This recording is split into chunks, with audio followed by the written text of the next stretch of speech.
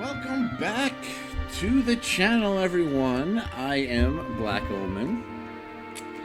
Now, I know you're probably wondering. I beat T Edition. I beat the EX patch. Why are we here again? Well, let me tell you. That is because recently I figured out I was starting to get that itch. Starting to get that feeling to play T Edition again. And needless to say, I was like, wait a minute. I have achievements that I haven't gotten yet. So I took it upon myself for the past few weeks, sporadically of course, just grinding for achievements. Which I didn't have. I didn't have all of Gao's Rages. I didn't have all of the Strago's Blue Magic. I didn't have Celeste's Runic. I didn't have Omaro, Setzer, Locke. All those, their special attacks and abilities that they have, you have to do them 500 times. Except for Shadow, which you can't control his achievement trigger. His is that him and Interceptor have to do Twin Fangs 250 times. Which that one was actually probably the most annoying to do because, as I said, you don't have any control over it. But nevertheless, I was able to get that one done. So, in this bonus episode of Final Fantasy VI T Edition, we're going to be looking at all the achievements that are in the achievement room. We're going to go from the first door number 1 to door number 3, which has all the items. Door number 3 has all the weapons and the item. Is it all the items? Yeah.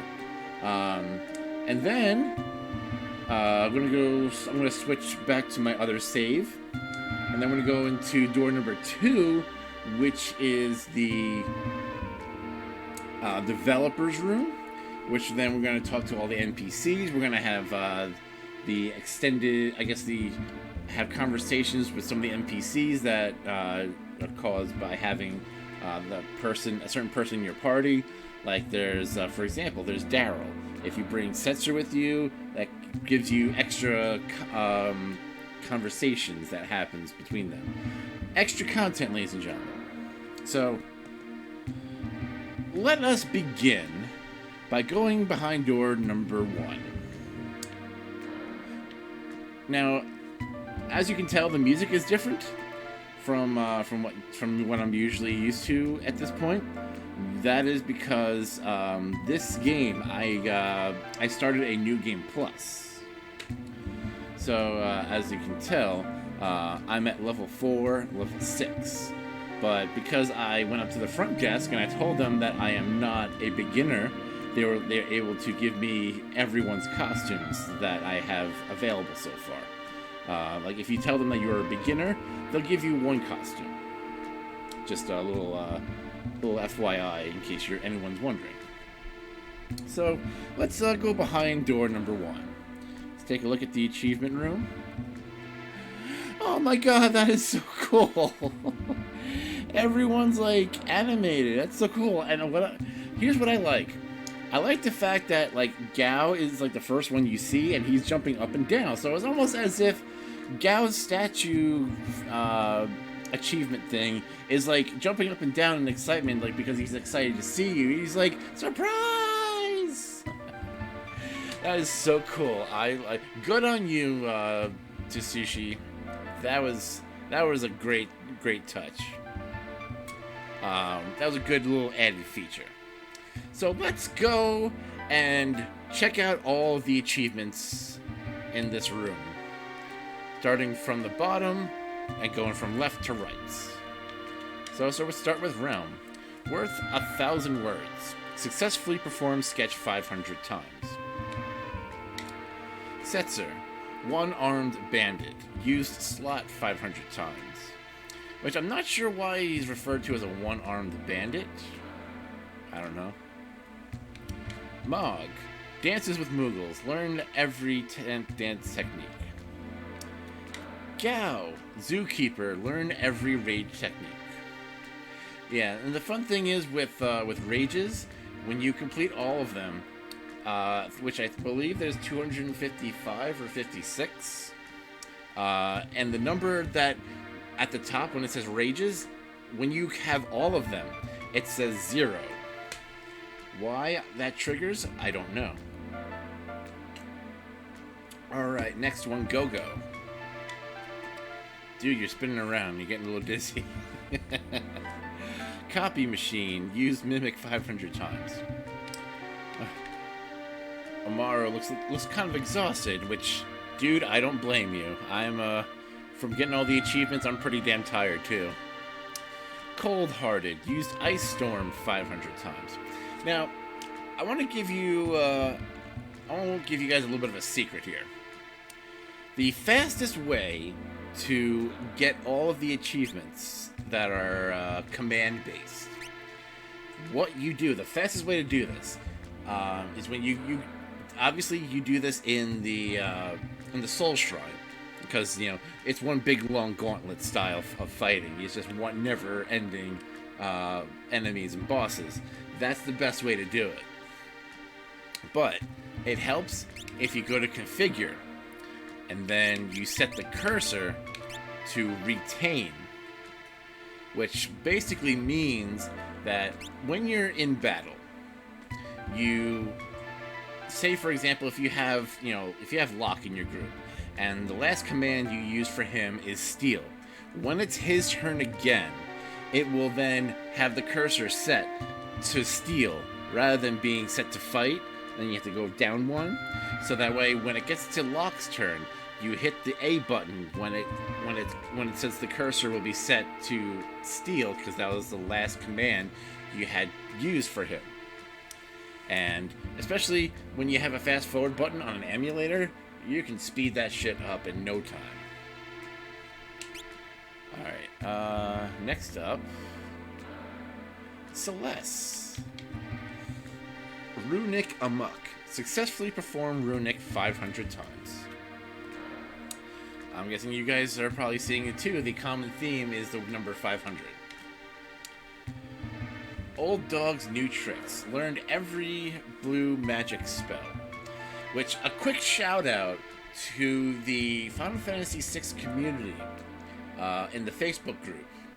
A huge thank you to you guys. I asked questions on different occasions about which blue magic I'm missing and which rages I'm missing. So I thank you to you guys. You guys were the best. You guys are very helpful. I appreciate it. You guys are just been so helpful and so nice about any advice and basically trying to help me out with getting all the achievements. So you guys are the best. So thank you. Next up, Cyan. Bushido Blade. Mastered all Bushido techniques. Technique. Ah, boy. Shadow, team effort. Use Twin Fangs 250 times. When I was grinding for this achievement, I was like, oh my god, if this is 200, if this is like 500 times, I'm just gonna like just lose my shit. But luckily, when I checked it, it said 250 times. I was like, wait a minute, let me go check. And it said 250 times. I was like, oh my god, thank you. I was so thrilled. All right, next up, Edgar. Icing on the cake. Liberated South Figaro during the banquet event. That's a pretty easy one to do. Next up, we got Sabin, the Duncan Master. Learn Duncan's ultimate technique. I like. I don't know if anyone else is seeing this, but Sabin's sad face makes him look like he has a huge forehead. Like dude's got a major 5 head going on. Like that pose is kind of like, all right, I'm gonna beat you up, and it's like, oh man, no, I'm not. I'm not a tough guy. I just play one in a video game. All right, Terra. Love conquers all. Obtained the mementos of a certain someone's mother and father. I wonder who that would be. And we got Locke. Doing the little naughty finger, being like, no, no, no. Like candy from a baby. Successfully performed steal 500 times. You know, I think it would have been kind of interesting, but kind of cool, if they made Terra's achievement use more 500 times. That would have been kind of interesting, but I guess they figured for Terra, is like, you know what? Just have Terra, you know, get her, like, stuff from her parents. We'll call it a day. Again, good on you, Tsushi. Alright, room number 2. Achievement number 2. Hey! Whoa, Kefka, whoa. Take it easy, dude. You're getting a little too excited. Yeah. And I think I pointed this out before, but I think it's kind of interesting that the tables are almost in the shape of an arrow. And what I was like, when I first noticed this, which was like very early on, I was like, there's a picture here, but it's not selectable. Why is this on the wall? It's like it stands out. It looks like it's supposed to be a map of the world. And you know, it's like that should have been something. Like, I don't know if this was originally meant to be something, but I kind of feel like this could have been something. You know, like some kind of like a plaque on the wall. You know. All right, so let's check out what these achievements say. We're going to go from, just like the other room, we're going to start at the bottom and work our way from left to right. Hey, mother, how you doing? Rome, sweet Rome. Took over 200,000 steps. Technically over 196,607 steps. But who's counting? Next up, we got Daryl. Character study. Unlocked achievements for every character. That we did. And next up, Rachel. Fashion statement. All characters have at least one extra outfit. Alright, Kefka, you're a little jumpy over there. He's kind of, you know, he's just like, whoa! Quest Quencher. Completed every pub quest. Yeah, that was definitely one hell of a achievement. I think for anyone who's played T Edition, completing all the pub quests is just like one of those, like, that was me. All me, baby. Alright, next up, hey, father. Magicite Maniac. Obtained every Magicite. It's like, Daddy, why are you winking at me? That's creepy. I'm walking away now. Alright, so next up, Sid. Totally engrossed. Played for over 100 hours. Which, definitely with this game, that is not a difficult task to do. Because compare this to vanilla, I can honestly say the amount of hours I put on average in the vanilla game ranges from like 40 to 60 hours. Getting to over 100 hours. Imagine playing vanilla Final Fantasy VI for over 100 hours. Jesus Christ. But anyway, moving on. Bannon. What's up, Bannon? Ultimate Collector. Complete all collections. Alright. General Leo. Good to see you're alive again. Began a new Game Plus game. That we did. Time Traveler. That's what it said. What was the title of yours, Bannon? Ultimate Collector. Okay, gotcha. And last but not least, me! Extra Complete. Completed Final Fantasy VI, Final Fantasy VI T Edition, and Final Fantasy VI T Edition EX. Now here's the thing, ladies and gentlemen. Here's the thing that it's kind of a little presumptuous. And imagine being someone who's never completed Final Fantasy VI, but you've beaten T Edition and the EX patch. Like, that'd be such an odd thing.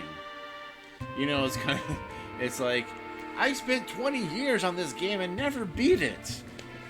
But I beat Kefka in this one, so it should count. Okay. Moving on to the next one. Moving on to the next room, ladies and gentlemen. What's up, cow? Oh, that's right, we can walk faster. I'm gonna go to the next room. The collection room. Okay, so we'll start with the first room. We're gonna go show every single item, and we're gonna read the description, the lore, whatever you wanna call it. So here we go. Starting from, we're gonna go from right to left this time. Various books. These books belong to Cyan. The list of books include Machinery for Dunces, a pictorial guide to machines, everything about machines, machines for the mechanically declined, and Bushido in the bedroom. He probably got that book from Edgar. He went into his library and he was like, ooh, now that's a katana. A little Ruby Chibi reference there. Crystal bass, vector sardine, bonefish, yellow globe. These fish could be caught off the shore of the deserted island. Because these fish range... Shit. My finger slipped, sorry about that. Because these fish range from delicious to venomous, caution is needed when eating them. Lola's letter. Lola, a citizen of Miranda, spelled out her true feelings in this letter. And Cyan used that to manipulate her and catfish her. Bad on you, Cyan. Emperor's letter, which this was actually one of the items I was missing for the longest time. But the funny thing is, I didn't realize it until I was in the middle of my Final Fantasy VI Beyond Chaos run, which I'm almost done with. I was actually like, I got the Emperor's letter, and I was like, wait a minute. I thought about it afterwards. I'm like, wait, did I get the Emperor's letter in T Edition? So I had to go back, and I was like, where? I was like, oh shit, no, I didn't. I had to run over to Jador and do the whole thing. And then I got the Emperor's letter, of course. This letter was hidden inside a portrait of Emperor Gestal that was part of Ozra's collection in Jador. The letter contains a clue to the location of a legendary hidden treasure. Coral piece. Jesus Christ. A piece of terrestrial coral that grows in the cave on Ebbett's Rock. Swords made from this coral supposedly gain lightning-like properties, while rings made of it can absorb lightning attacks. Interesting. Metal lump. Literally a big piece of metal. The text on the side claims it weighs 4 tons, but it's not actually that heavy. Someone was just like, I'm just going to put 4 tons on it, and people are going to think it's really heavy, but it's not heavy at all. Next up, we got the old clock key. This key is used to wind up an old clock in the basement of a South Figaro mansion. Doing so reveals a hidden passageway.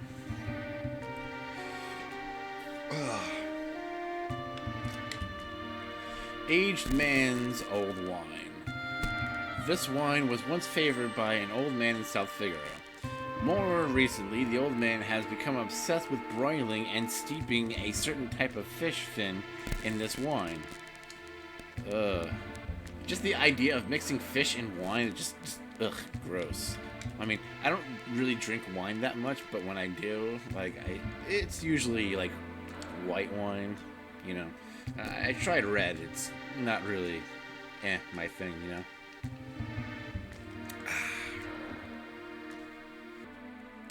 Next up we have the pendants. This pendant belonged to Terra, an amnesiac young woman with magical powers. Originally, Terra's father, Meduin, gave this pendant to her mother, Madeline.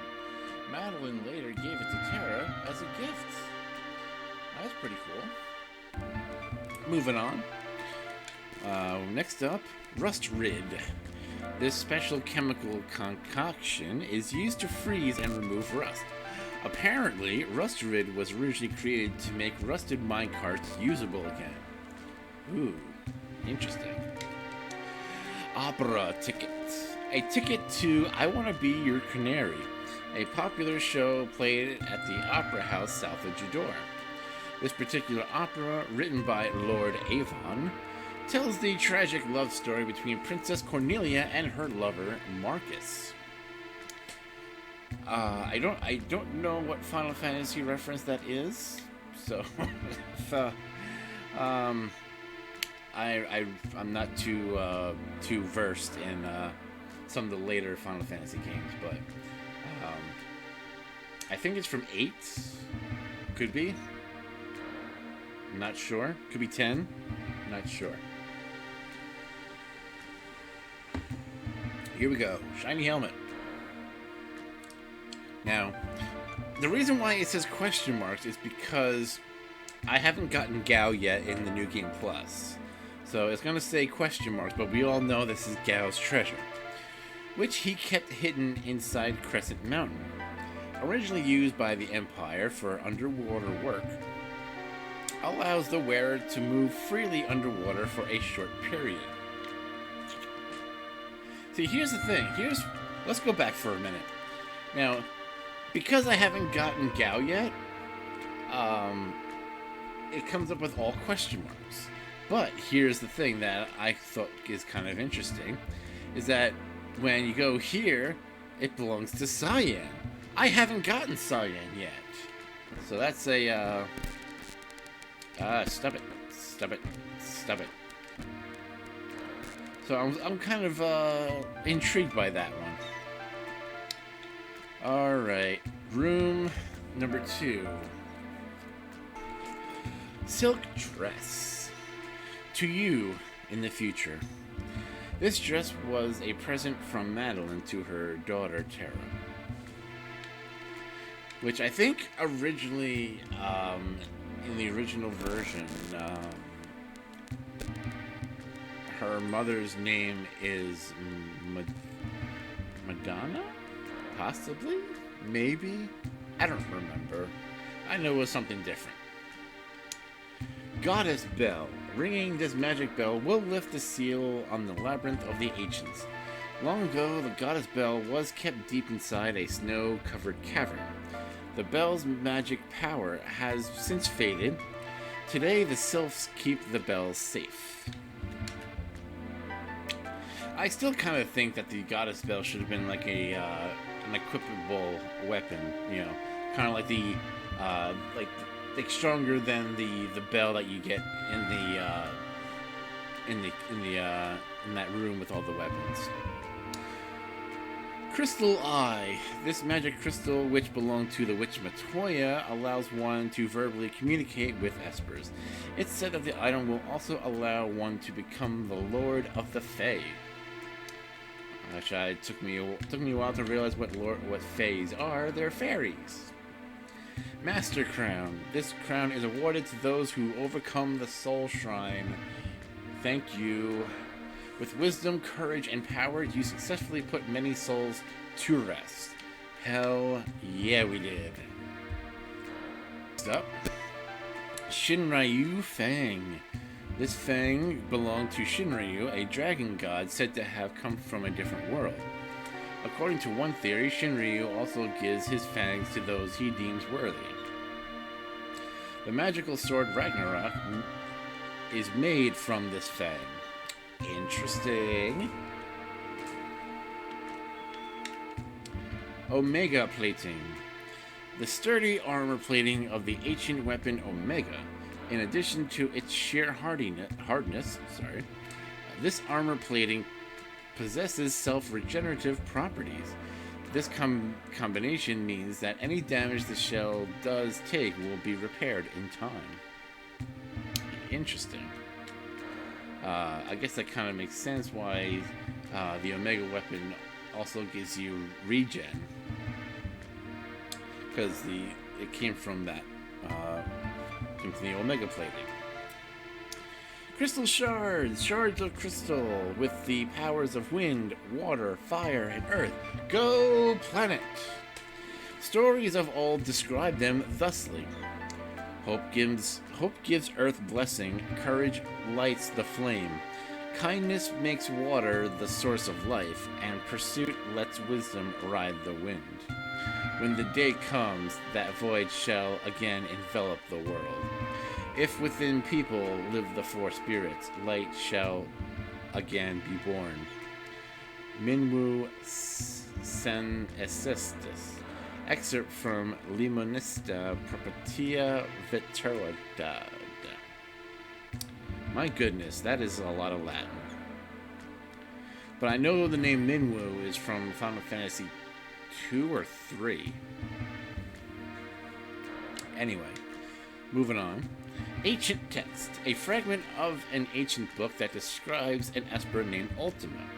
When combined with Arvis's piece of the ancient book, the full text becomes readable. Silicus greens. This plant can grow in the hardest of soil. Silicus greens grow natively in the Phantom Forest. Chocobos absolutely love Silicus greens, but humans enjoy the delicious vitamin-rich plant as well. Which it never really came across that way with Chocobos, you know? Like, if you had Silicus greens on you, you should have been able to kind of like do something, like feed it to a Chocobo, which would make them ride faster or something. I don't know. That could have been like an added mechanic. But I guess there's too much going on already. I mean, there's enough stuff going on, so you don't want to add any additional bells and whistles at this point. Gill turtle shell. This shell belonged to the gill turtle, a creature that lives in the cave leading to the sealed gate. The gill turtle shell has little value in its normal brittle state, but by combining it with certain other materials, it can be made into a metal even stronger than adamantite. Which the gill turtle is from Final Fantasy V, and for those who don't remember. Deathgaze's claw. This claw belonged to the ancient fiend Deathgaze, which is said to have lived most of its life above the clouds. This claw has had its venom removed with some work. This hard but flexible claw can be made into a powerful weapon, which ultimately the Doomgaze, Deathgaze, whatever you want to call him, his claw is not made into a weapon per se. It's more made into a relic that can be used for Amaro. I'm just putting it out there. Adamantite. A legendary metal is said to form inside adamantoids. Until an alloy of it was produced, adamantite reigned for many years as the hardest metal of all. The Excalibur, one of the 12 legendary weapons, is made from this material. Fun facts. Fun facts. Now let's check out room number 2. Okay. So this room is the pictures. But we're gonna come back to that one. Let's go check out room number 3. All the legendary weapons. Let's go in clockwise order. All right. We're gonna check out the lore on this. All right. Here we go. The Excalibur. One of the 12 sealed weapons, this knight's sword is believed to have wielded by the King of Kings. It is said that when chaos befalls the world, Excalibur will appear before its rightful owner. Next up, the Orichalcum. I think I'm saying that right. One of the 12 sealed weapons. This fire-like dagger changes its sharpness to match its wielder's prowess. Legend says the dagger can usurp a target's magic power. Now, the only thing that made me that kind of bummed me out a little bit about like all these legendary weapons is like 95% of them are basically obsolete by the time you get them. Like the only ones that are actually probably used are the Excalibur, God Hand, and maybe one other weapon, the Earthbreaker. I think that's one. Yeah, like that's really about it. All the other ones are basically obsolete by the time you get them. The Sasuke Katana, one of the 12 sealed weapons. This katana was once used by a legendary ninja. It is believed that his katana was originally kept in an eastern shrine. Holy Lance. One of the 12 legendary weapons. This cutting edge, the cutting edges of this trident have been tempered with holy water. It is said that this weapon was used to skewer and seal away a demon that ruled the land long ago. Here we go. The Earthbreaker. This is one of the weapons that I was mentioning about. That basically is one of the weapons that is basically usable for most of the game by the time you get it. One of the 12 sealed weapons. This crudely crafted axe is said to have the power to cleave the land itself. According to one theory, this axe once belonged to an ancient mechanical being. Mechanical, you say? Masamune, or Masamune, depending on how you want to call it. One of the 12 sealed weapons. This mystical katana was forged by Masamune, a legendary Eastern swordsmith. The appearance of its cool white blade is often compared to lightly melted snow. Interesting. If you're a fan of Chrono Trigger, you know that there's a different story behind the Masamune. The Soul Eater. One of the 12 legendary weapons. According to legend, the darkest of dark swords can consume souls. It is said that anyone cut by the sword will die where they stand. Or they will have their magic drained from them. The Ryunoki. I don't know how to say it. Ryunoki? I don't know. One of the 12 legendary weapons. Its name translates to Dragon Whiskers. This mighty whip is believed to have been made from the whiskers of the Sea King Leviathan. This whip is imbued with the Sea King's power over the clouds and rain. Which I think, if I remember correctly, the whip can, in fact, proc flood, I think. I'm not 100% sure on that one. Wizard Rod. One of the 12 legendary weapons. This rod belonged to a wizard of great renown. Because of its it was carved from a sacred tree. It's also known as the Branch of Ruin. Made from a tree. God Hand. This is another one of those weapons that is like for the rest of the game. I think Sabin has this for the rest of the game. One of the 12 sealed weapons. This claw is sometimes referred to the Almighty Hand of God. Legend says that this claw allows one to perform the fabled touch of death. Simpsons. Technique with great accuracy. Elven Dart, one of the 12 sealed weapons. This magic dart is decorated with fairy wings. By riding the wind, this dart can accurately hit its target before being noticed. And last but not least, the Rune Bell, one of the 12 sealed weapons. This magic bell of ancient design has been engraved with magical writing.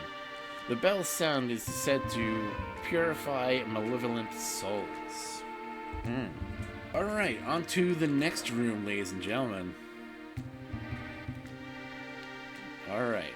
So, if anyone remembers, I was actually missing a couple of items because these are the items I was missing were the ones that you get from the auction house, which includes the talking chocobo, the airship, the robot imp.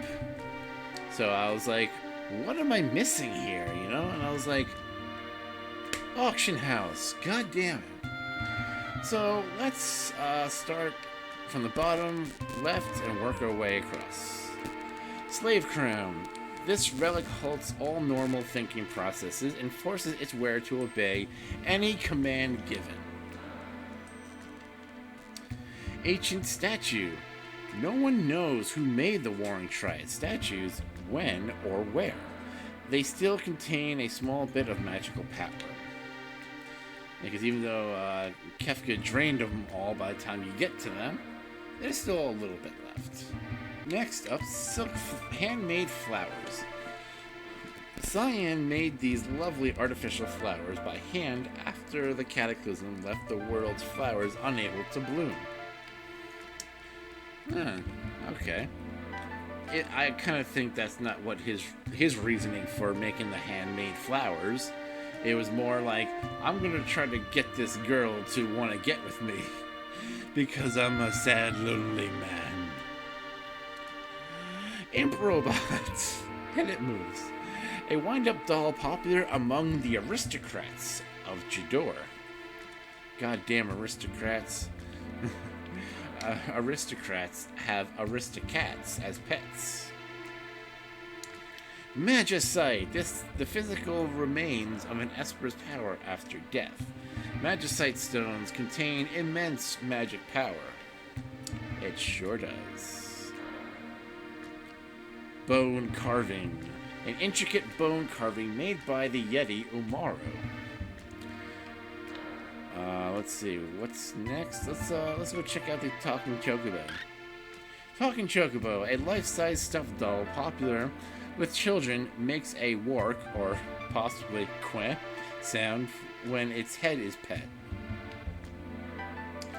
Yeah, it's one of those things that, like, Final Fantasy VI fans don't really have an agreement on what sound the Chocobo makes. Like, think of it as, like, the Laurel and, what the hell's the, Laurel, I don't know. I'm blanking on it. Anyway. So, moving on. Magitech armor. A military weapon powered by magic. Comprises the bulk of the Empire's military strength. And lastly, we have the airship. Airship model. A 1/1200th scale model of the airship Blackjack.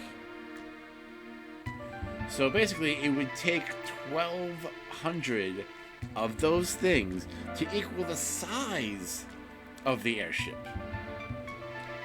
But yet, it looks exactly the same size here as it does on the map.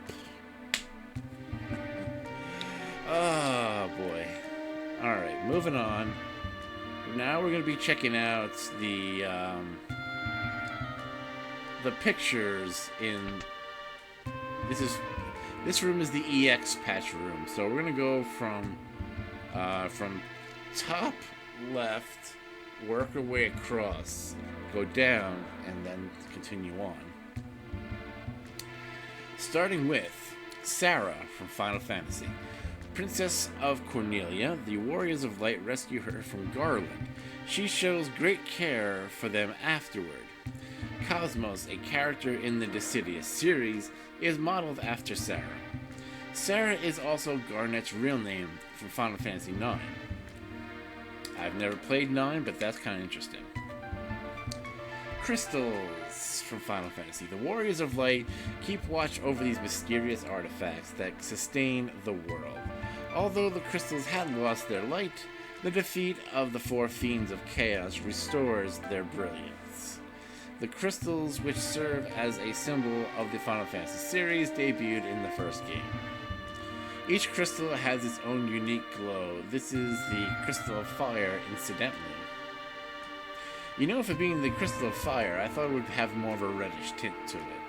But that's just me. Alright, moving on. Who are you? Hilda from Final Fantasy II. Hilda is Crown Princess of the Kingdom of Fynn. She takes the reins of the rebellion after her father, the king, is killed. Hilda's exceptional leadership abilities belie her young age and inspire the faith of her people. Hilda's name is referenced in several other Final Fantasy games. These references include Lady Hildegard of Lindblum in Final Fantasy IX, the pub owner in Port Bastock in Final Fantasy XI, and an airship in Final Fantasy XII. I have not played any of those. If you guys played it, then you probably are like, oh, I get that. Now here's the thing with this is the Blood Sword. And I know at some point it kind of just rambles on to just random gibberish after a while. I'm guessing that's probably some kind of an error or something. I don't know. But either way, the Blood Sword from Final Fantasy II. This sword's curse drains an enemy's life energy and gives it to the wielder. Its blade is always a dark crimson color. The Blood Sword appears throughout the series, and it is a particularly fierce weapon in Final Fantasy II. Because the sword deals percentage-based damage, it can even take down bosses surprisingly quickly. In the Japanese version of Dissidia, Furion shouts, "Blood weapon equipped," when activating EX mode. And since said weapon is a reference to the blood here, Terra, get Terra, yeah, I can hear, I take, well, it's big as a cavadu. The Terra gets, Zaldonri here, and Quia's, could Terra here, while Gestal, Kefka, Toot, Ya 860, El Ki, Ken, Fum, Toot, Lo was Arma. E4? Mountains could mountains your. So basically, you just had a stroke. Alright, moving on. Sarah from Final Fantasy III. Sarah is the princess of the Sassoon Kingdom. After the Jinn's curse transforms everyone, she bravely storms the Jinn's cave by herself to save them. After Daga teleports her to the Crystal Tower, she helps free the heroes of the Worm's curse. In the Nintendo DS release, Sarah aids the party in battle by casting Cure and Arrow spells. Nice, nice, nice. Never played, but that sounds pretty cool. Crystal Tower in Final Fantasy III. The Crystal Tower, also known as the Circus Tower, is said to have been built by the ancients with the power of light. Beneath the tower lies a large cavern known as the Forbidden Land of Eureka. Under normal circumstances, the Crystal Tower is tall enough to pierce the heavens. Even after the world is submerged in water, the top of the tower remains above the surface of the ocean. That is a large-ass tower. Luca from Final Fantasy IV, I remember. See, 4, 5, and 6 are the ones that I have the most memory of. The only daughter of the Dwarven King Giat, her necklace is the key to a sealed cave that protects a crystal. In the After Years sequel, which I've never played, Luca is an adult who studies engineering as Cid's apprentice. Now, a lot of people have said that Final Fantasy IV After Years was not a good game. But also, like, there's stuff in there that I might be interested in checking out. But maybe, like, someday, but not right now. Moving on. I know you. You're Naming Way from Final Fantasy IV. a mysterious character who grants people new names and a distant relative of the Hummingways on the moon. Naming Way has since appeared in several other Final Fantasy games, primarily as a name changer. In the 4 Heroes of Light spin-off, he is a semi-hidden character who can be reached from Liberté at night. What's in a name? Alright, moving on. So I think we're going down this way. Alright, so let's see. Final Fantasy V stuff. Bucko from Final Fantasy V. A chocobo and Bart's best friend should be Butts. Bucko was separated from his flock before Bart's found him. The two end up going on an adventure together. During the story, it's revealed that Bucko has a wife named Coco, and that they are about to become parents. In the Final Fantasy IX, the Black Chocobo, the Black Mage, raises a baby Chocobo named Bobby Corwin, or Bucko for short. Didn't know that one. Kido in Final Fantasy V. Kido is a 700-year-old sage. Is that a person? I guess so. I kind of see it. I see a thing. I don't know. The 700-year-old sage, and the only one in the world who knows Exdeath's secret. Kido entrusts the Elder Branch the key to entering the Great Forest of Moor to Bart's team. Kido looks like a large turtle. Oh, okay, that's why. I was like, I don't remember. I was trying to look at the picture. I'm like, I don't remember. It kind of looks like a person, sort of. But then I was like, it's a turtle. I'm like, oh, that's right. It is a turtle. I remember the turtle from 5. During their first encounter, Bart pokes its head, unaware that the turtle was a sage. Kido is weak to being flipped over. Once on his back, he's unable to get back up. Oh, I get knocked down. Alright, Angelo from Final Fantasy VIII. Totally glossing over 6. And I'm guessing there's, the two pictures are supposed to be representative of 7. But anyway. Angelo from Final Fantasy VIII. Renoa's shy but lovable pet dog. Despite the masculine name, Angelo is female. Born on December 13th. In terms of strength, Angelo is on par with Interceptor from Final Fantasy VI. Yes! Always the goodest of good boys. Incidentally, the Wishing Star sketch attack included in this ROM hack is based on one of Angelo's classic attacks. That explains it! That explains the what that was. I'm like, what the hell is Wishing Star? Now I know. See everyone? That's why reading lore is very important. It's also fundamental too. Gunblade from Final Fantasy VIII. Squall and Seifer use this unconventional weapon, which is essentially a large sword with a built-in gun mechanism. You can put this game in the Ruby world, guys! It's a gun! Hello! It's also a gun. A loaded gunblade doesn't actually fire projectile. Okay, never mind. Instead, pulling the trigger causes the blade to vibrate, thereby boosting the effectiveness of an attack. Gunblades appear in other games too, including Final Fantasy XII and Parasite Eve 2. Interesting.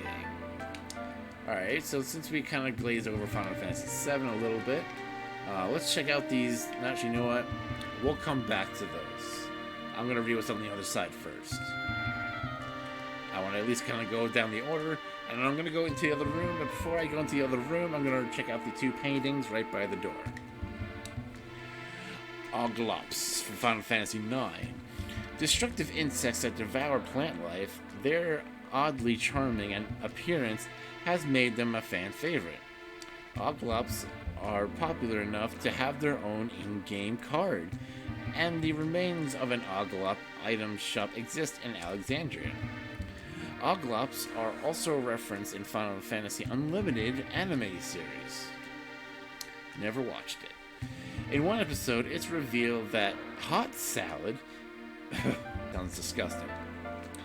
Is made from Marlboro tentacles and served with an Oglop oil dressing. That sounds disgusting. Who would eat a salad hot? That just sounds like terrible. Like it's like I was gonna say like drinking or eating cold soup, but that's what a borscht is. Cold soup. But like having a hot salad, that just sounds so gross, you know? Like, imagine just taking a salad and being like, this would taste better if it was like about 30 degrees hotter. Gross. Moving on. Crystals from Final Fantasy IX. A crystal in each planet's core produces souls for life forms and recalls those souls when life forms die. When souls return to the crystal restores their memories. This allows the crystal to grow, which in turn allows life on the host planet to flourish. When this soul circulation ends, the crystal will stop growing. All activity on the planet will cease. Eventually, the crystal will return to the cosmos. Espers are actually the tangible embodiments of a crystal's stored life memories. So basically, espers are just tangible crystals. But I guess when they die, they go into magicite form. So it's kind of like, it's like reverse life, It's like you start out like old, and like when you die, you're just back to your pupil stage, whatever you want to call it. I don't know. Fireflies from Final Fantasy X. See, I remember the Fireflies. I never played Final Fantasy X, but I will tell you this, guys, right now. For those watching, I do have a video on my channel with over 1,000 views, which I am particularly proud of, called The Final Fantasy Connection. I'll put a link to it somewhere in this video. Basically, the video draws lines from different Final Fantasy games and connecting it to one, Like it's like we have something from this game connected to this game, which, ultimately you can connect everything in the Final Fantasy world, even though the games are not like canon with each other. I could be like, okay, I'm playing Final Fantasy V, which is a sequel to Final Fantasy IV. It's not canonically connected. But in the video, I made the connection. I connected things that you could see in Final Fantasy IV to Final Fantasy VI, and etc., etc., etc., So, if you guys are watching this, please do check it out, and let me know what you think of it. Fireflies, from which, as I mentioned, I know it from my video, and I remember, doing some reading about the Fireflies. Despite their insect-like name, Fireflies are assemblages of life force and not actual living creatures. Fireflies reside in all things and are roughly comparable to souls or spirits. Fireflies are also responsible for forgiving monsters in Spira, their temporarily physical forms. This is why monsters burst into Fireflies when defeated. Between Dehose Temple and Guidado Salem lies a massive river known as the Moonflow. The moon lilies that grow along its banks are said to attract countless fireflies when night falls. That's kind of cool.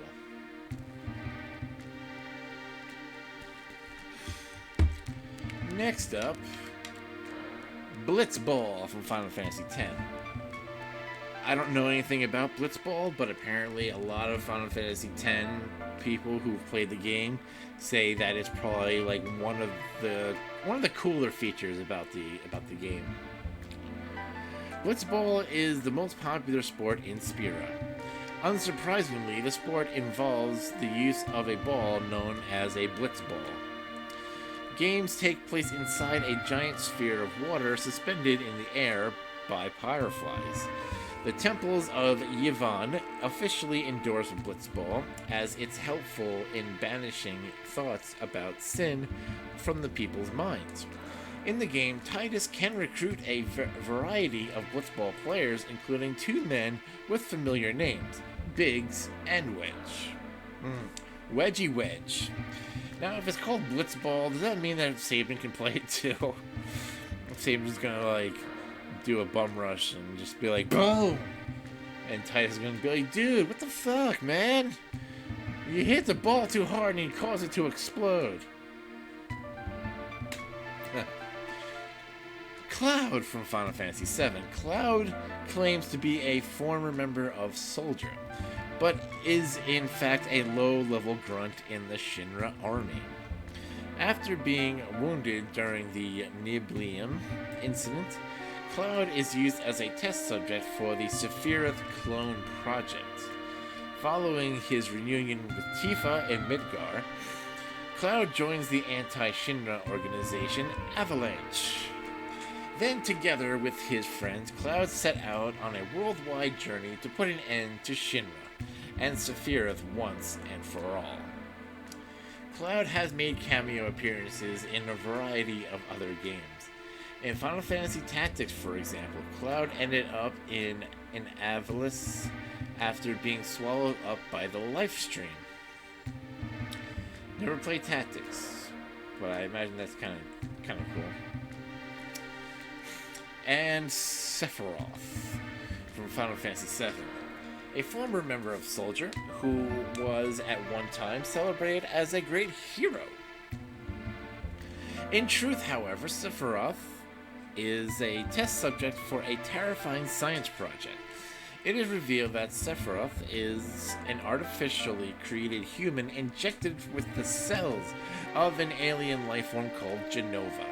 Sephiroth's, or Sephiroth, ultimate goal is to merge with the planet's life stream and become a god. Sorry, Sephiroth, but there's only one god in the Final Fantasy universe, and that is Kefka.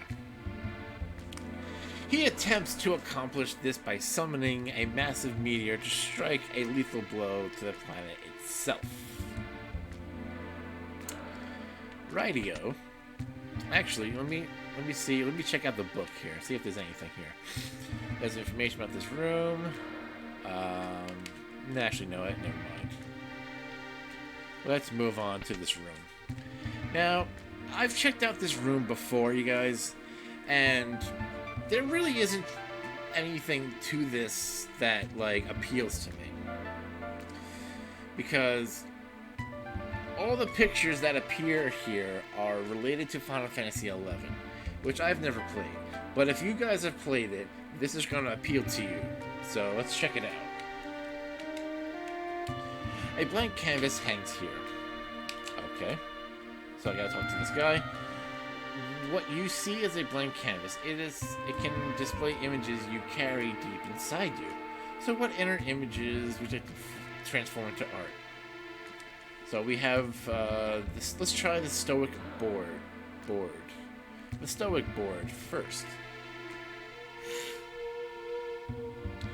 It's going to show an image, and then we're going to read what the picture says. Heyo! Ayame from Final Fantasy XI. Ayame is the 4th ranked member of the Mithril Musketeers, an elite guard that serves in the Basatokan President. In Norg, Ayame undergoes training as a samurai and eventually becomes the youngest musketeer ever. Ayame's strict sense of self-discipline is reflected in the words, "The katana exists to remain sheath." That's kind of cool. Alright, next one. Let's check out the Guardian board.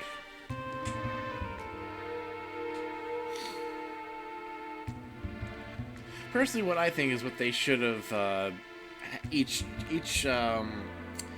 option that you choose from here should have been from Final Fantasy 1, 2, and etc. all the way to Final Fantasy 12. That would have been kind of neat. So what do we got? Cruella the Mercure.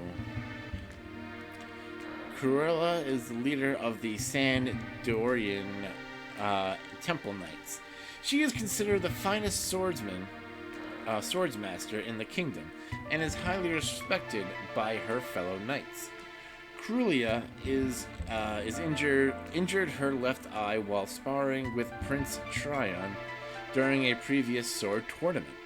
However, she keeps the fact hidden from those around her. Ah. I didn't see that coming. Alright, next up we got the Wizardess. Let's check out this one.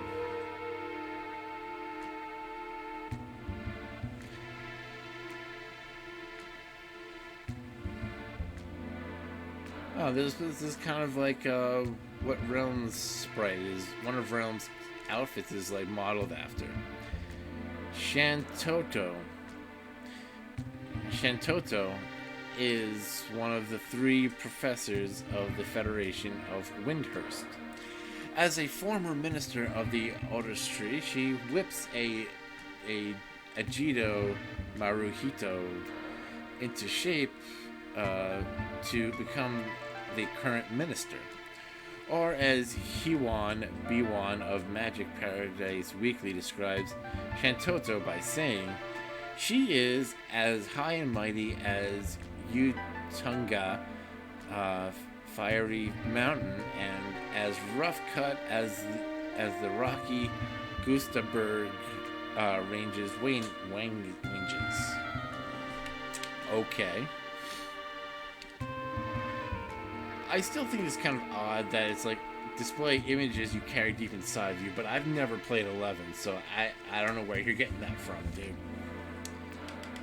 Alright, so we have the Crystal Board.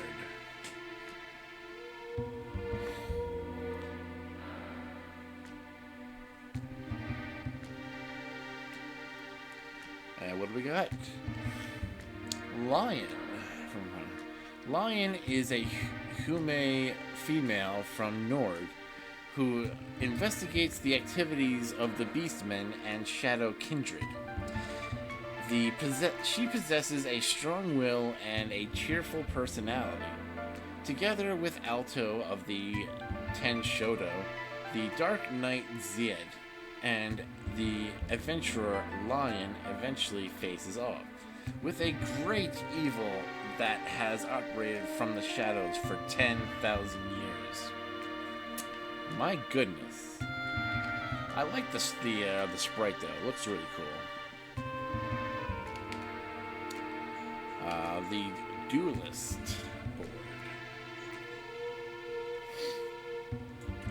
board. Even though I don't know anything about this, it's still kind of interesting. Oh, hello. Preesh.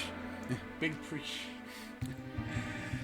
Preesh is an elven girl who lives in the Tavnazian Safehold and studies theology. With numerology and big bag theology. With telekinetic psychology. Linkin Park. For certain dogmatic reasons, she was previously locked away in Tavnazia Cathedral as the Abhorrent One. For a time, Preesh, Preishi? I don't know, I'm calling her Preesh, defended the citizens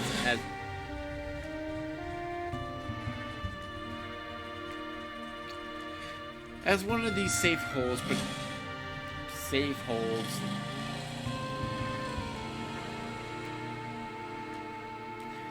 Safehold's patrol leader. Thank you. After meeting the adventurers, she eventually gets caught up in the conflict surrounding the Keeper of the Apocalypse. My goodness. Well, that's why you don't get mixed up in other people's shit. Do we do the, I feel like we did. No, we didn't do the Empress. This is the Empress. My bad. Afmao.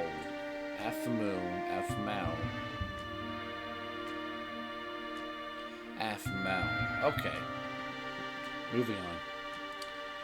Afmao, aka the Royal Puppeteer, is a pure-hearted puppet master. That's kind of an odd sentence. It's like, hee hee, I'm the puppet master, but I have a heart of gold. Who serves the Empress Nashmiria II. She is accompanied by her automaton friend, Menaging and Ovajan. My goodness. In truth, Afmao is none other than the Nashmiria herself, the 16th Empress of Ath Urnhan's Majab dynasty. However, the actual reins of the government lie in the hands of her vizier and older brother Razfad. While pursuing the astral cadence and a pirate ship, Afmao learns the truth about the Empire. Together with the adventurer and the pirate Luzaf, Afmao sets out to prevent a Ragnarok war from occurring. These names are weird.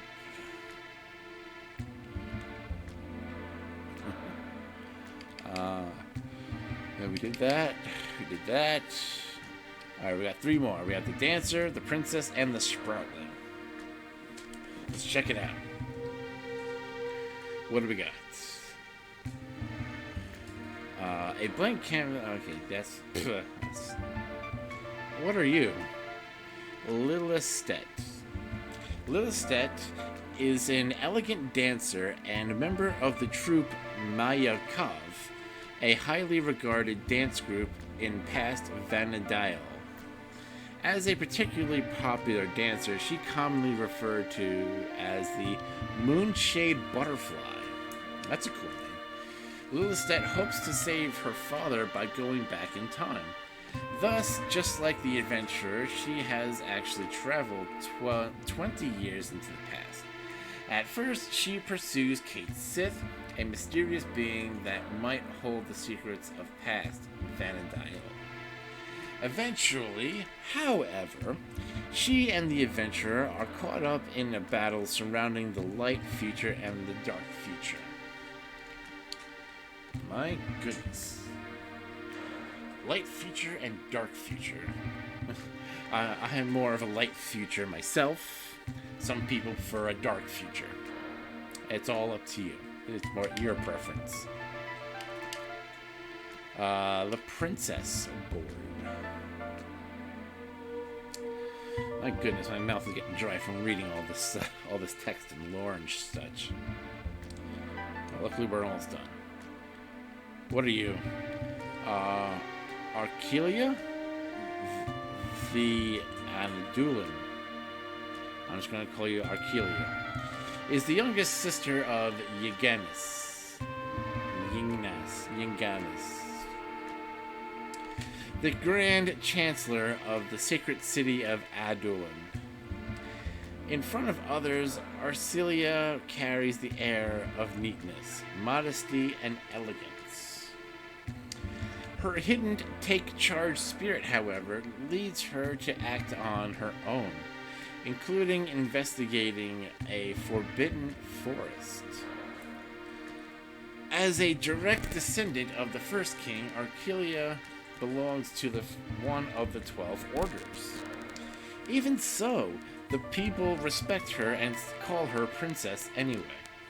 After the adventurer arrives from the Middlelands, Arkelia eventually pursues the mystery of the Old Balkan continent. Well, excuse me, princess. Alright, let's check out another one, last one.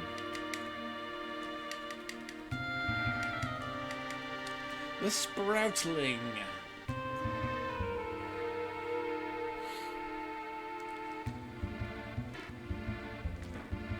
Oh, hello. Wait a minute.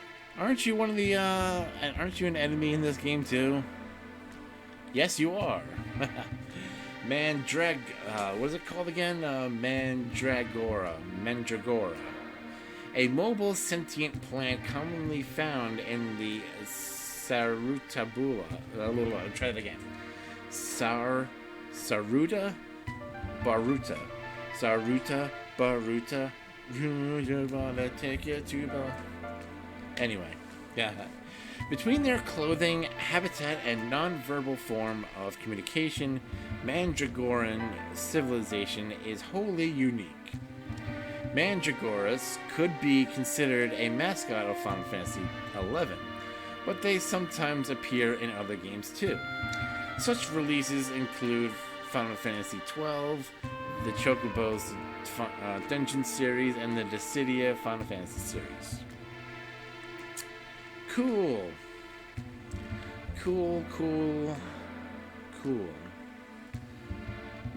Now, these guys say anything different? No. Alright. I'm gonna have to do one quick thing. I have to go back to my old, the original. Yep, and we're back here. I gotta say, the other music is much more nicer on the ears because of having headphones in. All right, now this is better. Now we are in the developers room, ladies and gentlemen. Because in the New Game Plus, I couldn't access the developers room quite yet. So I had to go back to my previous, I had to go to a different save game. Okay, so in this room, we have Daryl, we have Rachel, we have Baram, and is there anyone else special in this room? No, so I'm going to get Setzer, Locke, and Shadow. I have Shadow. Is everyone unequipped? Because I don't need you guys to be equipped with anything, because you guys are done. We did with it. We're done with everything. So you can take off all the equipment. Everyone is unequipped. No magic, no nothing. All right, so let's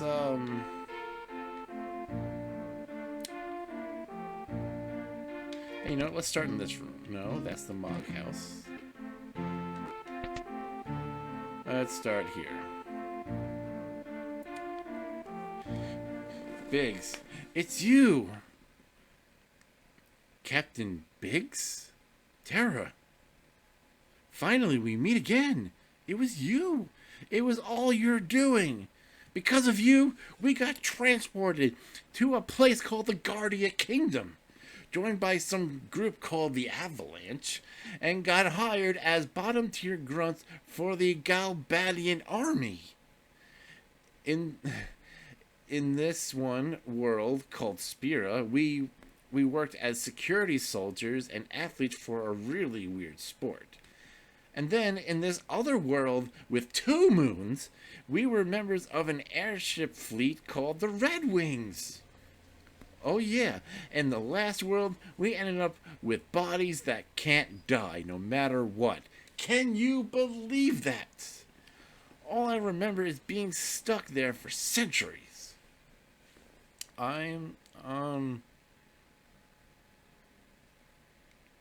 That was so much fun. And it was all thanks to you. You're the greatest. Tara's like, huh? I doubt anyone else has ever gotten to experience so many different things. Thank you. Really, I mean it. Thank you. Tara's just like,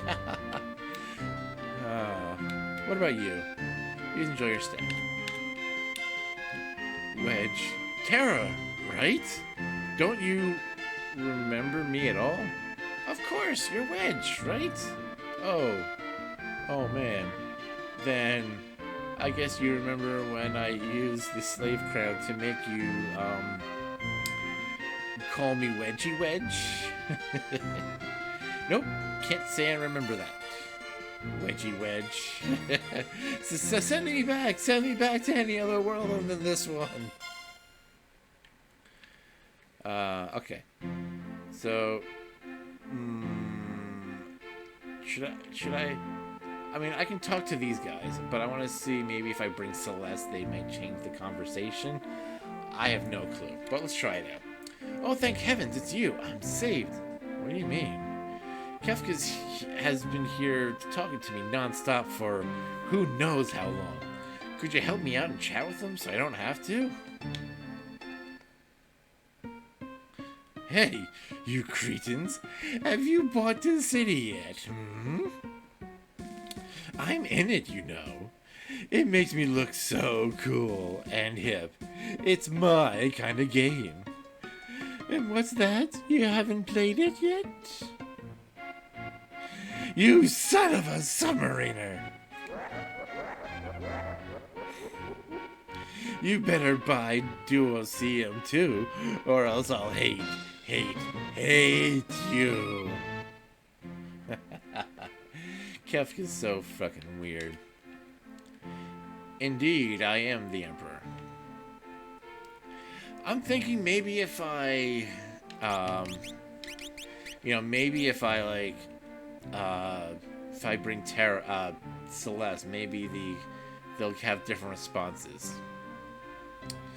Alright, so now let's talk to Brahm. Oh, hey, Clyde. How are things? You better take good care of your daughter, you hear? Of course. You can count on it. Thank you, Brahm. Alright, now let's switch to Locke. He's gonna have an awkward conversation with with Rachel. Hey, baby. Locke! Are you still working as a treasure hunter? You should think about getting a real job soon, or else Celeste is liable to dump you. Better get to it. Eep. Oh, that's so cool. Does he have to be in the front of the, or is it just be in the? Oh, okay. Sit, sir. You're taking good care of my falcon, I hope. Yeah, she's doing fine. Just remember, I'm only lending her to you. She's gonna leave your blackjack in the dust again someday. Ha! In your dreams. Okay, so that's that. I wonder if Locke has anything to... Surprised to see me? I got caught stealing stuff, and now I'm being forced to work here. So what you want to buy? And it's all thief stuff, you know. Yeah, thief knife. Sneak arm. That's pretty funny. Let's put Tara in the front again. The children gave Dwayne a real talking to about how he doesn't understand girls at all. I'm sorry for the dumb stuff I've said. Man, I'm such a loser in the main game. God damn it, Dwayne. You redeemed yourself, man. Your redemption arc is complete. Oh, shit. Okay, moving on. Let's see. What does the frog say? What does the frog say? Welcome to the developers room. Well, the developers aren't actually here, but, yeah. Why is it called the developers room, then? What kind of question is that? Because it sounds cool. Duh. Alright, let's talk to Arvis and Bannon. I was really hoping there would be an elixir in the clock. Here's hoping for a patch that adds me and Bannon as full party members. Yeah. Dude, you... Arvis, you definitely deserve to be a playable character, bro. Alright. I wish I'd been given more to do in the original game. Yeah, Bannon. You are a much more helpful person in T Edition. Like, when I saw that you were, like, actually helpful, I was like, holy crap, dude. That's awesome. This place throws the main story canon and all that out the window, so don't take this stuff too seriously. It's just for fun. I don't care. Dwayne got his redemption arc. I don't care. Okay, so in here is the music room. Just when we were about to be booed off the stage, the finest actor of our time swooped in and saves the day. His name? Why, Ultros, of course. He's a superstar in the making, without a doubt. Well, maybe a little doubt. There was one performance we did that was largely ad-libbed. The audience absolutely loved it, as I recall. Damn right. A dragon once rushed up onto the opera stage. It probably just wanted to be an actor. Probably. Absolutely. There are as many worlds out there as there are musical compositions. Impresario. You can listen to a variety of music. How, you ask? Well, simply select sound in the configure button and press the A button. If you want to know the title or titles of the song that are playing, check out the record player behind you. There might even be some patrons here who can share extra details about certain songs. I didn't even get my time in the spotlight, so now I'm singing here to de-stress.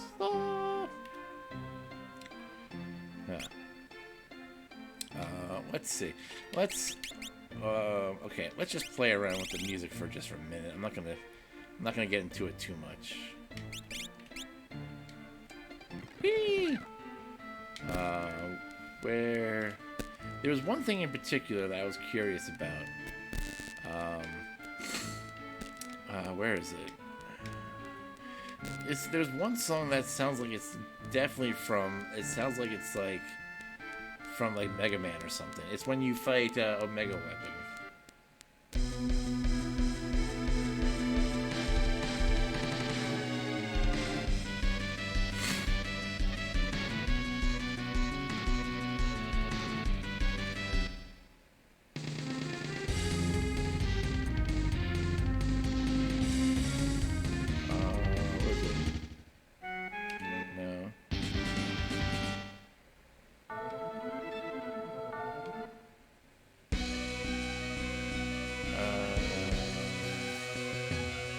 Is this the one? Oh, if it's XB, that means it's Xenoblade.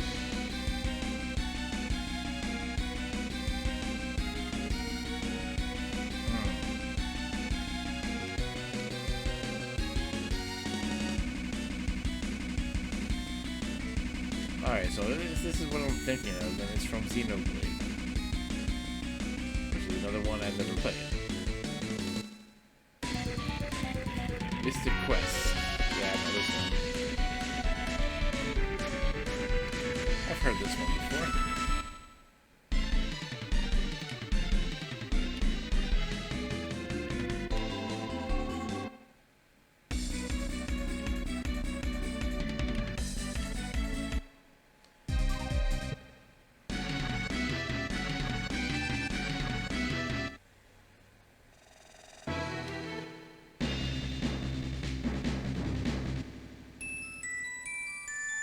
I love Xenogears.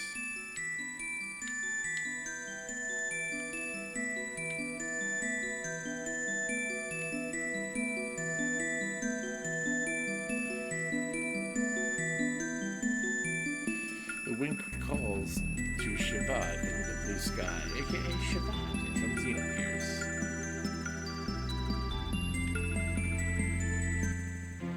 Alright, that's enough of that. I just wanted to play around with that for a little bit.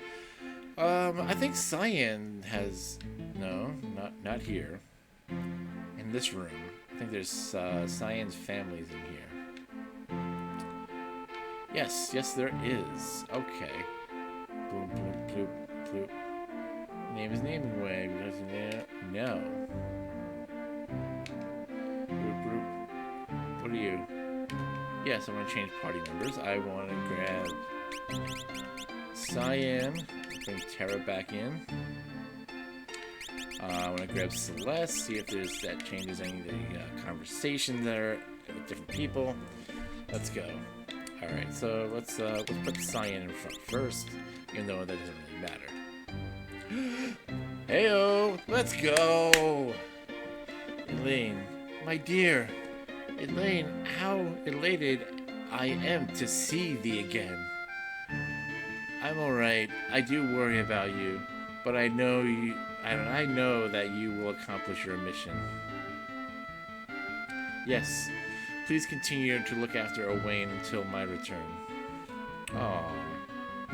Speaking of which, Dad, I'm going to train lots and lots to be a sword fighter just like you.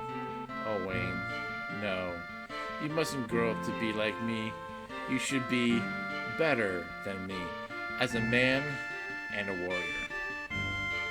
Okay, I'll be a sword fighter just like you, but better.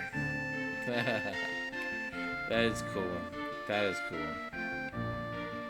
I like that. That was cool. Alright, so I'm going to put, as I said, it doesn't really matter, but I'm just going to put Terra in front, see if that changes any of the dialogue.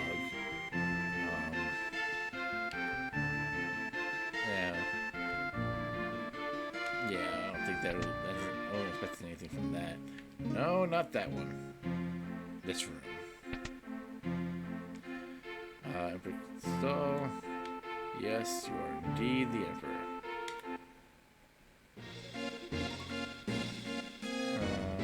Blah, blah, blah, yada, yada, yada.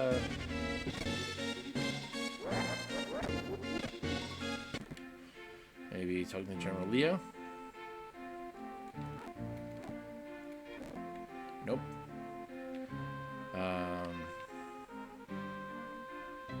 Okay. So having Celeste doesn't change any of the... oh!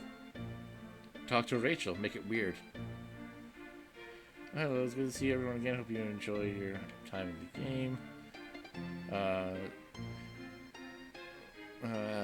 How's my dear Falcon doing? There's nothing like it. Setzer's Blackjack is definitely a good ship too, but nothing compared to the Falcon. How about you? That cute girl behind you, her name's Rachel. You say she's gorgeous. Gotta make it weird, Baram. Gotta make it weird. Okay, so we went into that. Let's check out over here. Let's talk to all the Espers in the Esper world. In the old days, people used to summon us all the time, but these days, almost nobody ever calls for us. I'm not sure when it happened, but an octopus-like fellow moved into our village at some point. I don't recall there being any Espers that look like him, though. Hey, Shiva, how you doing? Just a few more minutes. Mornings are my ultimate weakness.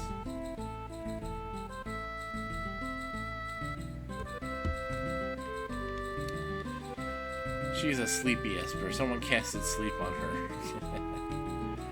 Alright, so let's... hello, Efrit. This is my vegetable field. Once my new crop comes in, I'd be happy to have you over for dinner. Cooking is my true skill, believe it or not. I guess because it involves fire, I guess, alright? Oh, it was terrible. I rode the Phantom train for so long, but I actually have terrible motion sickness. Thank goodness I finally managed to get over it. Let's see. The Espers have loads of cute girls too, you know. Funga!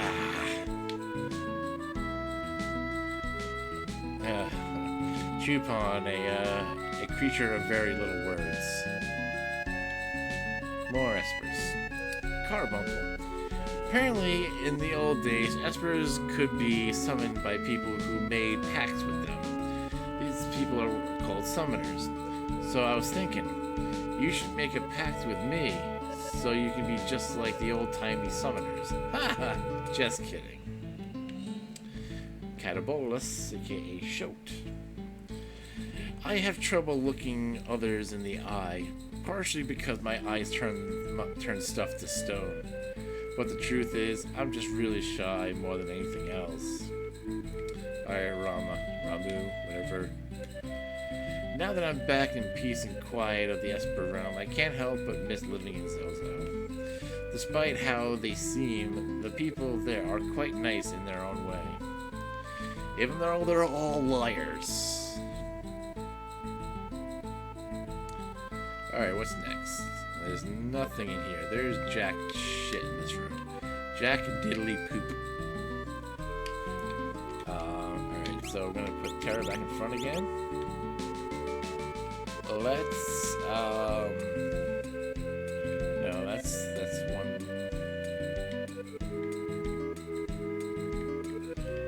No, that's where we came in.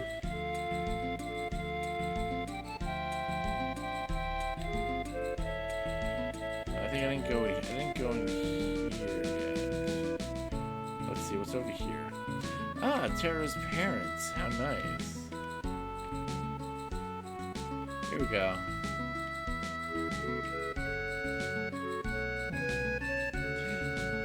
Mother! Oh, Terra, I never thought I'd see you again. Just promise me you won't push yourself too hard, okay? Okay, I promise. Thank you, Mother. Father! Oh, Terra. Wow. You've grown so much. Come visit us anytime. We'll be waiting for you. I love that wholesome stuff. It's so nice. Oh, hey, Unicorn. What are you doing? Are you eating the vegetables in the garden? Did you know my heel horn can even turn a raged creature back to normal? Yeah, I learned that one not too long ago. Okay, so Yura. I wonder what move I'd do if someone were to summon me. Giga Flare! Oh, that had to have some nice. That'd be so nice to have. Oh. I gotta imagine that there's gotta be someone who definitely designed and modeled an Esper after Yura. Alright, so that takes care of that. All the people in the room have had their moments. We're gonna just do one last thing. First, I gotta change my characters back. We're gonna get Gao, Strago, I guess Mog, and just Cyan.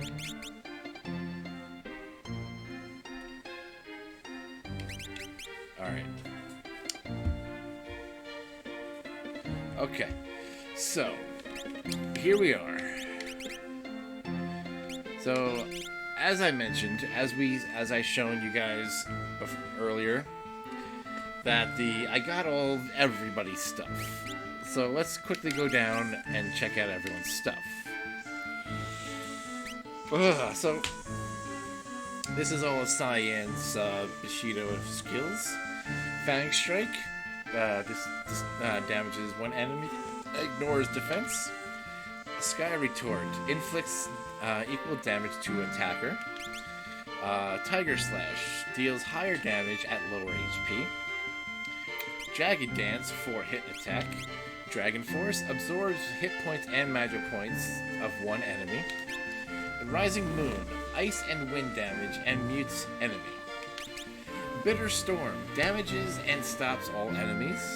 And Final Cleave, a 4-hit attack that ignores defense. Okay, now this is all of Gao's rages. I'm not going to go down the list and show every single one and what they do, because believe me, that takes too long. But as I mentioned, the rage list here says 0, because when you get all of them, it was supposed to say 256, but I guess there's some like glitch with the number or something, and basically it shows the number as 0. But there are there's like some good stuff in here that I can like, for example, Rudera. I use that one a lot. If you guys remember from my my previous T Edition episodes, that was one that I frequently used. So like that, because White Wind was a very big important one for me to use, because it made Gao a valuable healer. One thing that I do notice that with T Edition did, it increased the frequency and the chances of when, and I guess like when certain rages would be used. Because I think in the vanilla version of the game, the rages would have like a lesser chance of occurring, but with T Edition they increased the probability of it happening. Another one that I use often was Zombie Dragon, because it uses Death Sentence. I used this one mostly against Intangier when I was grinding for magic, because you can't Vanish Doom in this game. They eliminated the Vanish Doom glitch. So while most people were like throwing, like trying to hit it physically and try to do like non-elemental damage and do flare to him, I was just like, do Death Sentence to him and just let it ride. So there's a lot of good rages in here, and especially if you are trying to aim for all of Strago's blue magic, there's a lot of good stuff in here. You have Aqua Breath. You have what's another one? Yeah, you have White Wind, obviously. Magic Missile. There's Self-Destruct. There's Revenge Blast. You know, like there's like a large amount of blue magic you can learn just from the rages alone. Flash Star's always a good one. It's not a blue magic one, but it's always a good one. Okay. Let's see. I guess you can show off all the espers here. So this is all the espers that you can find in the game. You know, some of the new ones, obviously, you know, the Mist Dragon from Final Fantasy 2, or 4 rather, Leviathan, which took the place of Bismarck, Poo Poo, which took the place of Zone Seek, Ramukira, Kate Sith is basically Stray,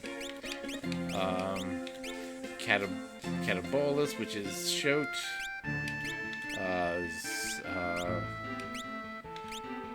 Seraph, which is Seraphim, Mist Dragon, obviously, Titan, which took the place of Torado, Ashura, which I don't know what Ashura replaced, but Ashura is also from Final Fantasy 4. Valgrimandia, which is Tritok. Diabolos, I don't think replaced anything, but that was just another inclusion. Let's see, Odin, but there's no Raiden because they took out Raiden. Let's see, Jihad, which is just Crusader, it's a different name, obviously. And then there's Ultima. Ultima was one that I used a lot because it's super powerful, and at times it was even stronger than a regular Ultima spell. Now, speaking of blue magic, let's take a look at the list of all the blue magic spells in the game. Let's take a look. We have Death Sentence. Death sentence is also also the same as condemned. In case you, for those who are more familiar with the vanilla version. Death roulette is just roulette. Aqua breath is just aqua rake. Mind blast, which actually is I think is a different. Mind blast is in Final Fantasy VI vanilla, but it has a different effect. Then there's Aroga, which is I know they had Arrow 3, because I know there was one that just like targeted like a weaker. There's like a stronger one. There's a strong one and a weak one. I think they had Arrow and Arrow 2. Might have been Arrow and Arrow 3. I don't remember offhand. It's because it's been a while. 1,000 Needles, which is Blowfish. Mighty Guard, the same thing. It's Protect, Shell, and Regen. Revenge Blast is just Revenge. White Wind is the same. Level ? Death. I think the number is random, or it's different each time. So I don't. It could be 5. I don't know. I don't know if it's by 5 or if it's just like a different number each time. I'm not 100% because it has a question mark. So then there's level 2 Holy, which I think there was level 4 Pearl, or level ? Pearl in the original. So if the enemy's thing is divisible by 2, they'll be hit. Then we have level 3 Flare, which I believe was level 4 in the original. Then they have level 4 Hold, which casts Slow and Stop. There's no level 3 Muddle. That's what they took out. Then we have Night. Sleep effect on enemies and allies, so they have to be careful with that one. Step damage. That one's a doozy. Force field, which nullifies random elements. Frequency, which is Rippler. Bad breath, which same thing. Inflicts dark and ailments. Magic hammer, same thing. Ripple, which is Rippler. Swap status with target. Ancient prayer, which summons a random esper. This one is actually pretty good. You can get something like something that like Kieran that will cast regen, or you can get something like Jihad or aka Crusader, which is going to mess you up completely. Now you have Quasar, which is damage and adds ailments and ignores defense. Self-destruct, and you have Grand Trine, which is Grand Train. Damage and cancels magic and ignores defense, which I'm not sure what it means by cancels magic. So yeah, these are all of Strago's white magic, blue magic. These are all of Mog's dances. They have different names, obviously. I went over the Bushido. Let me just grab, tools, save him,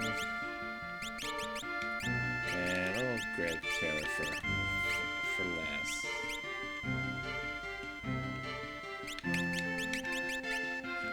Alright, so now, oh yeah, they don't have Edgar's tools. Anyway, blitzes. Let's take a look at his blitzes. Wish they would have put the names of them. Alright, so this one is Pummel.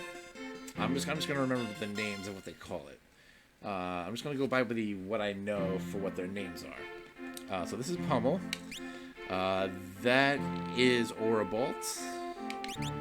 That is Suplex. That is Fire Dance or Phoenix Dance. This one is Mantra. This one is Airblade. This one is obviously Bum Rush.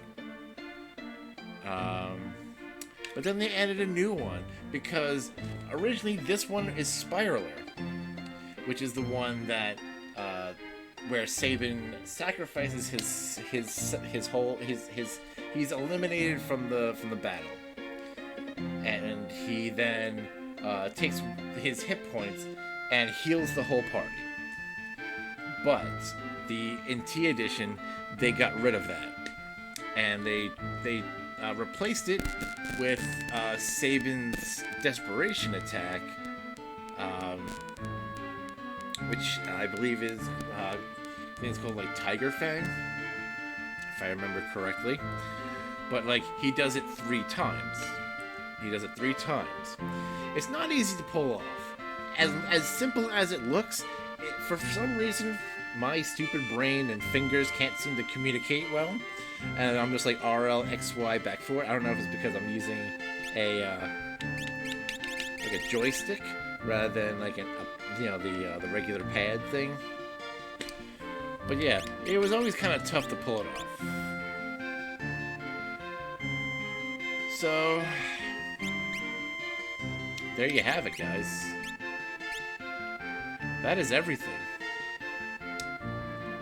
That is all she wrote, ladies and gentlemen. That is it for T Edition. And I gotta say, this is, actually, you know what? Before I say goodbye, before we say goodbye to T Edition, I'm just gonna swap out my party and just have Terra, because I gotta go fertile circle. Yes, go fertile circle with it. Full circle with it. Alright, so ladies and gentlemen, this is the end of my T Edition playthrough. I wanted to end it in a certain way that was just like had the right music, the right tone, everything just the way I wanted it to. So there you have it, ladies and gentlemen. This is the end. For real this time. The real end of my T Edition playthrough. We showcased all the achievements in the achievement rooms. Showed off all the items. We read all the lore on the items. We even checked out the gallery. Had all the pictures. We even checked out all the images inside of me. For whatever reason, they're all Final Fantasy 11 images, which I've never played. But yeah, this was great. I absolutely love this. I am currently working on a review of T Edition. It is, I'll hopefully have it out by the end of the month, because I'm going to finish up Beyond Chaos, which then I got plans after I finish Final Fantasy VI Beyond Chaos, which then I'm going to go. I'm going to start streaming from the Switch, because I have games on that I've been meaning to play, including some classic Ninja Turtles games. That's going to be a lot of fun. But again, you guys, I absolutely loved this game, this ROM hack. It's so good. You can tell that a lot of love and attention to detail went into this. Like, you could tell by the person, his name is Chisushi. He absolutely loves the Final Fantasy series. Like, there was a lot of stuff from like 4 and 5 that made its way in here that was referenced, like certain espers that you can summon and some of the monsters that you fight in battle and songs and stuff like that. It was just perfect. Like, this game is as close to perfect as you can be. Like, I absolutely almost at times prefer this over the vanilla. As much as I love the vanilla version of the game that I absolutely love and can keep going back to it on any port, any version of it, I will play it. But the only downside to T Edition that I have is the replayability of it, because the the fact that there's like I went into this with like expectations, which I didn't really have anything in terms of expectations. It was just like, this is something new. I want to explore this, and I saw so many good things. I saw pictures, and I was like, oh shit! Like, what is this? What is that? I want to explore this, and I went into this with such a large amount of hope that this was going to be like a good game, and I was blown away. Like, the fact that when I went to go patch the EX patch for this, and I screwed up and lost all my stuff, the fact that I had like little to no hesitation that starting over. Sure I was frustrated, but the fact that I was like, oh hell yeah, we're gonna do it all again. I was actually like jazzed up for it, and I was like, I'm just gonna go like speed run this thing. And it took me less than a month to get back to beating it, and like it was just such a rush to be able to do that again. And the only thing, as I mentioned, that the downside is that the replayability on this is not very high. I mean, sure, I will get like an itch every once in a while to be like, okay, I want to play T Edition again, and I want to kind of explore the game again. And especially the fact that on 2 separate occasions, both times on my run through, I completely missed the house with all the stuff after the banquet. I was like, okay, after the banquet scene, I'm gonna go over to the Imperial House and I'm gonna get all the treasures. Both runs on T Edition, I did not go there. Now, I started a New Game Plus. I could technically go and do it again if I really feel the need, but I think at this point it's not really something that's really on my list to do. If I feel the need, I will do it at some point, but that's the end, you guys. That's it. I showed you everything that this game has to offer, and I hope this bonus episode finds you well. You know, I hope that anyone who's seen my content with this game, I hope that it has helped you out in some way. So thank you guys for watching. I do have more episodes of Beyond Chaos that are coming out soon. I will also be streaming, as I mentioned, some Ninja Turtle games on the Switch. So that's going to be a fun time to have. So again, thank you guys for watching. Follow me on Twitter at BlackOmen10. And if you guys want to catch a live stream of me on Twitch, you can find me there at twitch.tv/Chris Reed. So until then, you guys, I will see you all in the next one. See ya. Goodbye, T Edition. You were a lot of fun.